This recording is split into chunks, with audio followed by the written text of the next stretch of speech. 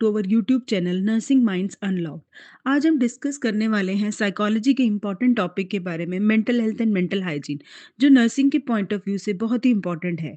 The objective of this unit is are define health and mental hygiene, distinguish between mental health and mental hygiene, identify the characteristics of mentally healthy person, recognize the warning signs of mental health, and the last is understanding the promotive and preventive strategies.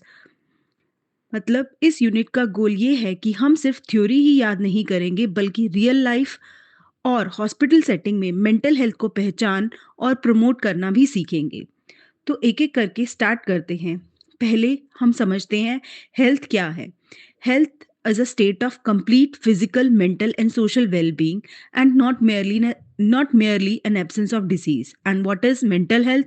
It is an adjustment of human beings to the world and each other with maximum effectiveness and happiness. तो हमने देखा सबसे पहले health, WHO के according health सिर्फ बीमारी का ना होना ही नहीं है।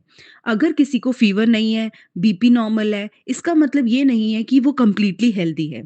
हेल्थ के 3 डायमेंशंस होते हैं, मेन 3 डायमेंशंस होते हैं, फिजिकल, मेंटल एंड सोशल। उसके अलावा भी हेल्थ के बहुत सारे डायमेंशंस होते हैं, जो इस डायग्राम में भी समझ आ रहा है, that is financial, spiritual, emotional, social, occupational. अगर इनमें बैलेंस ना हो, तभी भी हम कह सकते हैं एक पर्सन हेल्दी नहीं है। मेंटल हेल्थ का क्या मतलब है? According to this definition, it's an adjustment of an human being to the world and to each other with the maximum effectiveness and happiness. मतलब मेंटल हेल्थ का मतलब है अपने आप को समझना, अपने इमोशंस को हैंडल करना, डेली लाइफ के स्ट्रेस को मैनेज करना, सोसाइटी के साथ एडजस्ट होना और प्रोडक्टिव लाइफ जीना। एक नर्स जो ड्यूटी प्रेशर के बावजूद पेशेंट से कामली बात करती है, टीम के साथ एडजस्ट करती है और अपनी पर्सनल लाइफ को भी मैनेज कर लेती है, इसका मतलब वो एक मेंटली हेल्दी पर्सन है। तो so we can say that mental health involves the capacity to realise one's potential, cope with the normal life stressors and contribute to the community. So अगली स्लाइड में देखते हैं concept of mental health. Mental health is a subjective concept. Mental health is a subjective concept. मतलब it means an individual's own thought and feeling are related to mental health. Mental मतलब mental health हर person के लिए different होता है। ये एक subjective concept है। किसी स्टूडेंट को एग्जाम प्रेशर मोटिवेट करता है और किसी को वही प्रेशर एंजाइटी देता है। It's an subjective feeling. इसलिए मेंटल हेल्थ इनसाइड फीलिंग पर डिपेंड करता है। नेक्स्ट हम देखते हैं mental health is dynamic. It means mental health is continuously changing just like a physical health. Mental health हमेशा सेम नहीं रहती। जैसे कभी हम हैप्पी होते हैं, कभी स्ट्रेस्ड होते हैं, कभी इमोशनली लो फील करते हैं, बिल्कुल फिजिकल हेल्थ जैसे, कभी फिट कभी tired. Next, mental health depends on sound physical health. अगर हमारी नींद पूरी नहीं होती, न्यूट्रिशन पूरा नहीं होता या बॉडी वीक होती है, तो माइंड भी ऑटोमेटिकली अफेक्ट होता है। फॉर एग्जाम्पल, नाइट ड्यूटी के बाद प्रॉपर रेस्ट ना मिले तो हम इरिटेबल और हमारी कॉन्सेंट्रेशन भी पुअर हो जाती है। Next, mental health is synonymous with balanced personality. It means his or her a person's thoughts, feeling and actions functions harmoniously towards himself, others and the environment. Mental health का मतलब है thoughts, feeling और action का balance होना। अ, सोच कुछ और, feel कुछ और, बिहेव कुछ और। इसका मतलब हमारा हेल्थ, मेंटल हेल्थ बैलेंस नहीं है, इम्बैलेंस है। हेल्दी पर्सन सोचता लॉजिकली है, एप्रोप्रिएटली फील करता है और सोशली बिहेव करता है। मतलब बिहेव करता एक्सेप्टेबल, मतलब उसका बिहेवियर सोशली एक्सेप्टेबल होता है। Next is mental health is also related to stress and strain of life. Life में स्ट्रेस अनअवॉइडेबल है, जैसे एग्जाम का स्ट्रेस, जॉब का स्ट्रेस, फैमिली का स्ट्रेस, फाइनेंसेस का stress. Mentally healthy person stress को हैंडल करता है, इससे एस्केप नहीं करता। Next, measuring mental health is difficult. मतलब मेंटल हेल्थ को थर्मामीटर से मेजर नहीं किया जा सकता या इसको मेजर करने के लिए कोई इंस्ट्रूमेंट नहीं है। इसके लिए हमें ऑब्जर्वेशन, इंटरव्यू या बिहेवियर ऑब्जर्व करना या कुछ क्वेश्चनर्स का यूज़ कर सकते हैं इसको मेज़र करने के लिए। तो आगे बढ़ते हैं और अब बात करते हैं the concept of mental hygiene. Mental hygiene क्या है? The practice of maintaining mental health through proactive behaviour and treatment. मतलब मेंटल हाइजीन वो प्रैक्टिस है जिसके द्वारा हम मेंटल हेल्थ को मेंटेन करते हैं। Means practice of maintaining mental health, it basically focus on prevention, cognitive, emotion and behavior health। Mental health को मेंटेन करने के तरीके को ही मेंटल हाइजीन कहते हैं। जैसे फिजिकल हाइजीन में हम नहाते, हाथ धोते हैं, ऐसे ही मेंटल हाइजीन अचीव करने के मेथड्स हैं positive thinking, stress control, emotional balance. It mental health is basically prevention focus होती है। मतलब मेंटल हाइजीन का फोकस, मेन फोकस इलनेस होने के बाद ट्रीट करना नहीं, बल्कि पहले से ही प्रिवेंट करना है। कॉग्निटिव, इमोशनल, बिहेवियर एस्पेक्ट में हम बोल सकते हैं कि मेंटल हाइजीन इन्वॉल्व करती है हमारे कॉग्निटिव मतलब थिंकिंग पैटर्न को, इमोशनल मतलब फीलिंग कंट्रोल को, बिहेवियर मतलब हमारे एक्शंस को। Mental hygiene is also an art and science. Art में जैसे स्किल्स होते हैं, एटीट्यूड होती है, एम्पैथी होती है।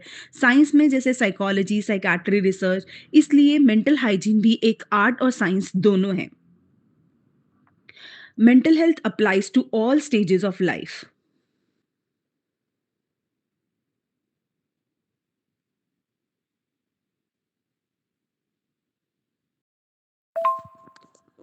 Every stage of life involve principles of mental hygiene.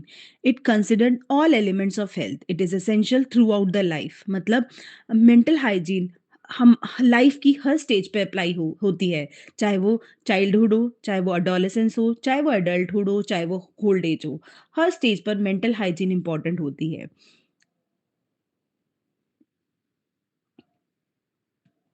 अगली स्लाइड में हम बात करते हैं mental health and mental hygiene. Mental health versus mental hygiene. Mental health एक स्टेट है और मेंटल हाइजीन एक प्रैक्टिस है।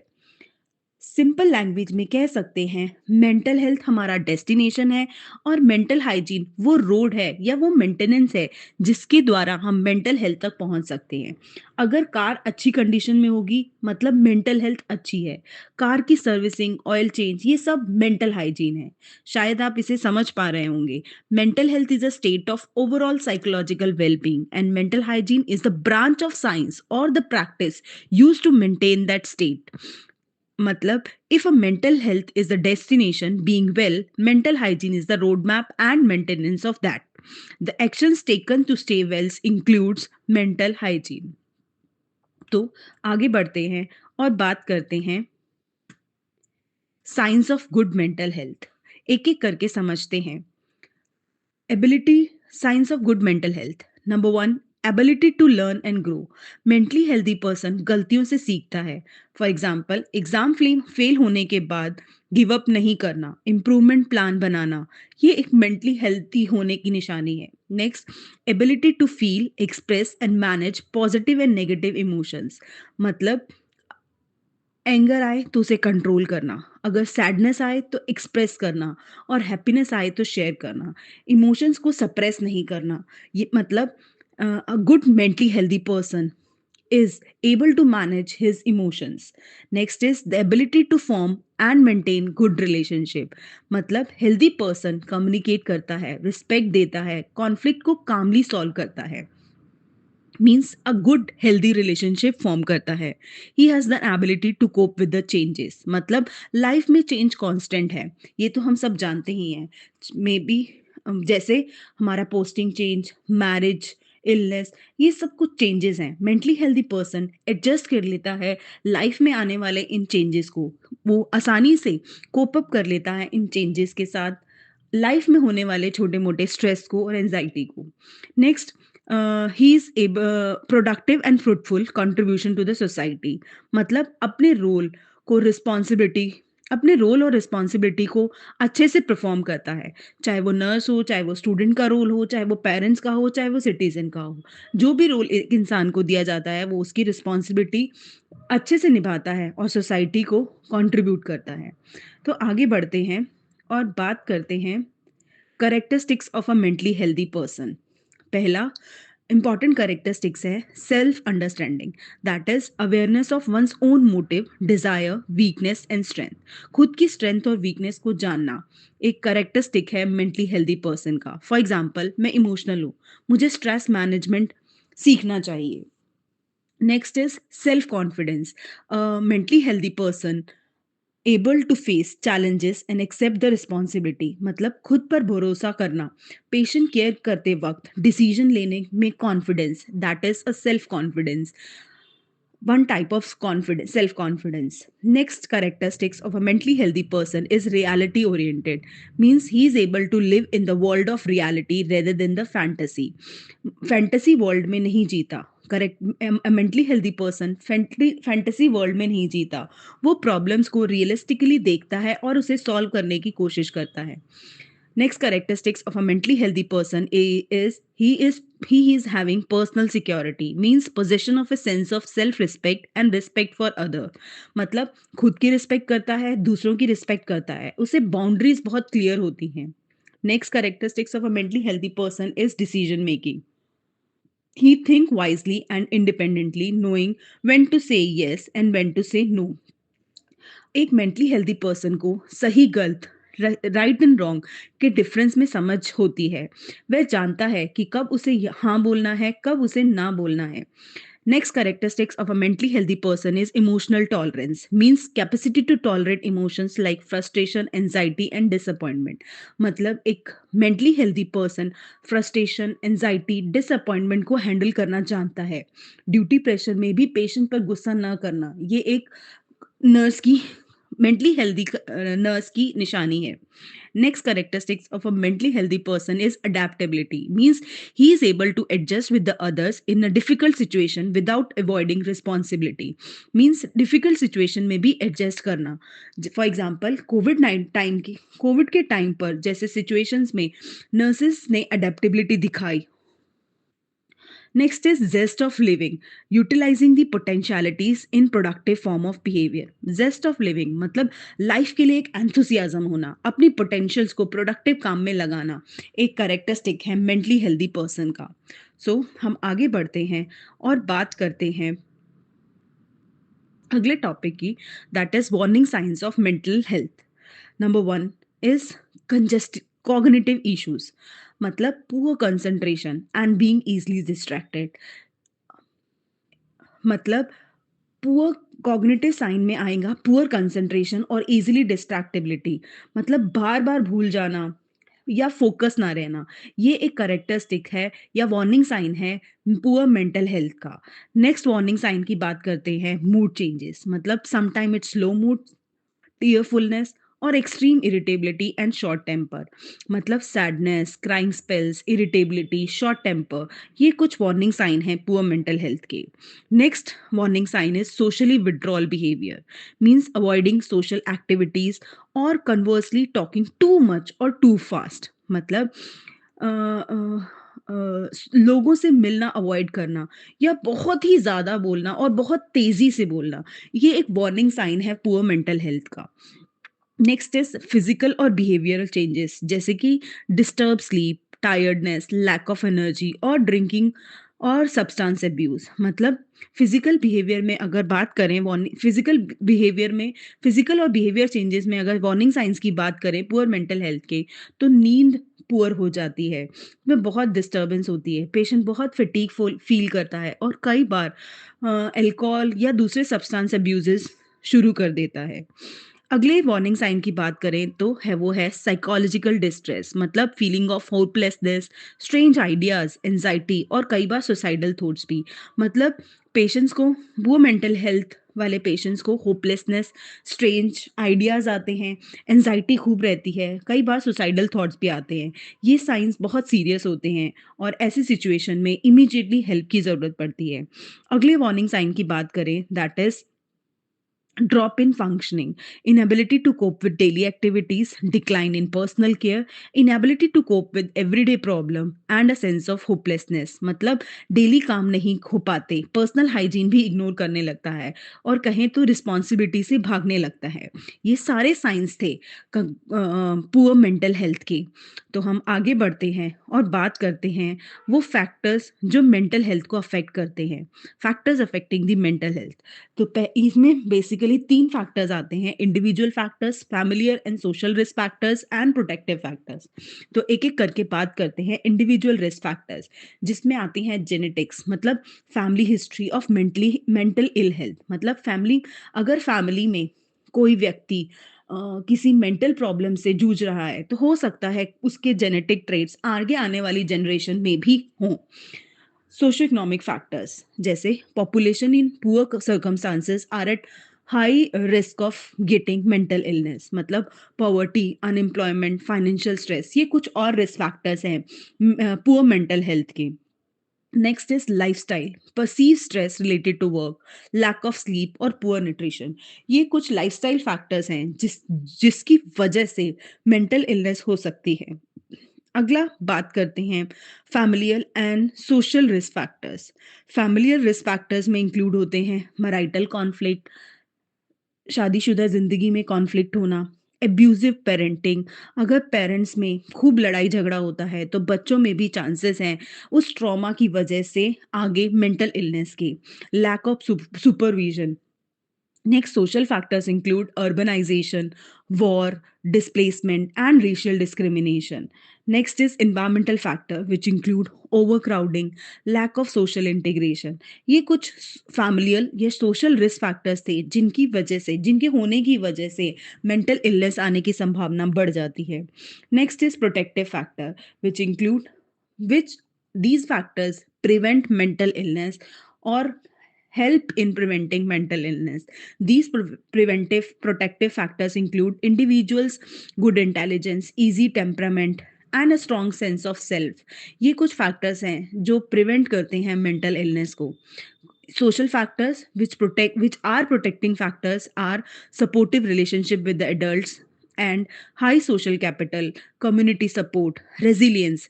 Next, the ordinary magic that help individual thrive despite adversity is the resilience. Resilience problem के बाद भी bounce back करना ही resilience होता है। ये एक ऑर्डिनरी मैजिक है। डिफिकल्ट चाइल्डहुड के बाद भी सक्सेसफुल नर्स बनना, ये एक रेजिलियंट पर्सन होने की निशानी है। ये कुछ फैक्टर्स थे जिनकी वजह से मेंटल इलनेस हो सकती है। अब हम बात करते हैं कुछ प्रोमोटिव और प्रिवेंटिव स्ट्रैटेजीज के बारे में, जिससे हम मेंटल इलनेस को प्रिवेंट कर सकते हैं या मेंटल हेल्थ को प्रमोट कर सकते हैं।